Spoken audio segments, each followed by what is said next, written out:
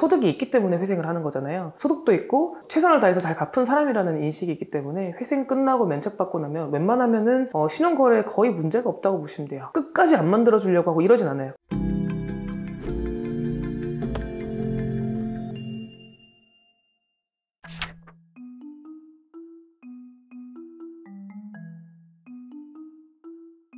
개인 회생을 신청할 정도면은 네. 거의 소위 이제 신용 불량자잖아요. 네. 그게 어떻게 하면은 좀 정상으로 언제 되는 거죠? 개인회생을 하시는 분들의 가장 궁극적인 목적이 결국에는 금융 거래를 할 수 있을 정도의 신용이 돌아오는 게 목적이잖아요. 그런데 개인회생을 신청을 하게 되면 실무상으로도 신청과 동시에 거의 연체 상태에 이르기 때문에 기본적으로는 이제 우리가 소위 말하는 신용불량자다라고 하는 사람들의 범위에 포섭이 되겠죠. 그 이후에 이제 개인회생 신청을 하고 이제 여러 가지 보정을 하고 개인회생 개시 결정이 나고 채권자 집회를 하고 그 다음 이제 무사히 잘 이제 인가가 나면 그 변제 계획 인가 결정이 나고 회생 법원에서 그리고 각국 법원에서 개인회생자의 인가 사실을 통보를 해줘요. 어디다 통보를 하냐면 한국신용정보원이라는 곳에 통보를 하거든요. 그 한국신용정보원이라는 곳은 우리나라의 모든 그 금융기관, 우리나라 국민들에 대한 신용정보가 모두 담겨 있는, 그러니까 그 신용정보라는 거는 이 채무자의 대출이 얼마나 있냐, 그리고 어디에서 빌렸냐, 신용카드를 어떤 걸 사용하고 있냐, 연체가 있냐 없냐, 굉장히 디테일한 정보들이 다 담겨져 있는데 그 중에서 법원에서 통보를 하는 거는 이 채무자에 대한 인적사항이랑 그리고 인가 결정을 통보를 해요. 그러면은 그걸 통보를 하면은 신용정보원에서 어떤 작업을 하냐면 연체 정보를 삭제해줘요. 연체자다라는 그 정보가 결국에는 신용불량자다라는 거잖아요. 그러니까 그거를 삭제해주기 때문에 기본적으로 이분의 연체 정보 자체는 없다고 보시면 돼요. 그렇다고 그러면은 인가 나자마자 바로 대출받을 수 있냐? 그건 아니고 이 사람의 개인 회생 신청 사실이 그 신용정보원에 알려지게 되거든요. 그러면은 이제 그쪽에서는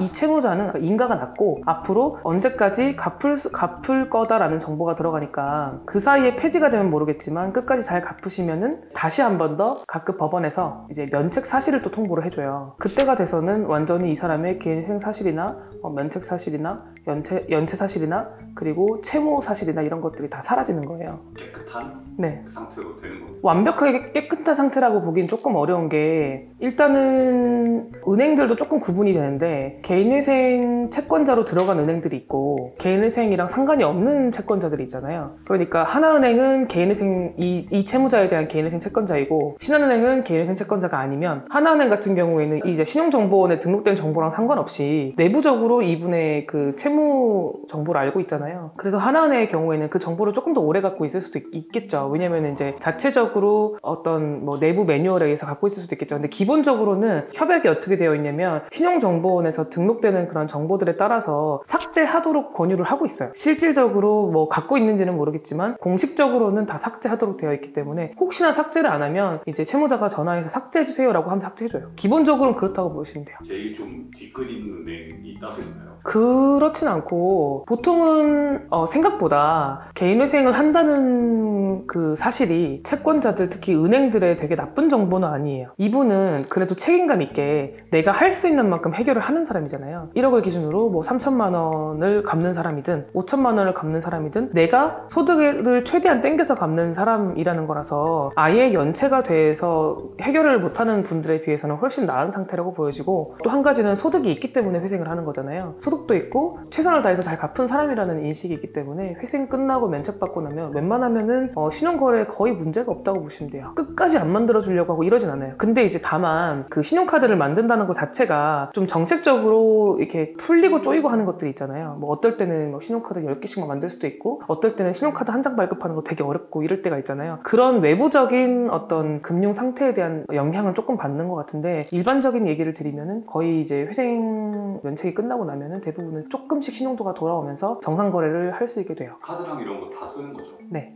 카드를 딱 두 가지로 분류를 하면 신용카드랑 이제 일반적으로 우리가 체크카드라고 말하는 카드가 있잖아요. 그러면은 신용카드는 이제 신용거래거든요. 한 달이든 두 달이든 뒤에 내는 거기 때문에 내가 일단은 살 수 있는 대출이랑 좀 비슷한 개념이잖아요. 신용으로 거래하는 거니까. 신용카드의 경우에는 거의 면책 이후에 만들 수 있다 이렇게 이해하시는 게 좋을 것 같고, 체크카드 같은 경우에는 인가 후에는 충분히 거래가 가능하다 이렇게 이해하시면 될 것 같아요. 왜냐면 영체 정보 자체는 삭제가 되기 때문에 체크카드 만들거나 또는 이제 압류나 이런 것들로부터 자유롭기 때문에 뭐 그런 것도 문제 없이 만들 수 있거든요. 뭐 통장 만들고 이런 것들은 전혀 상관이 없죠. 한 줄로 정리해 주시면 돼요.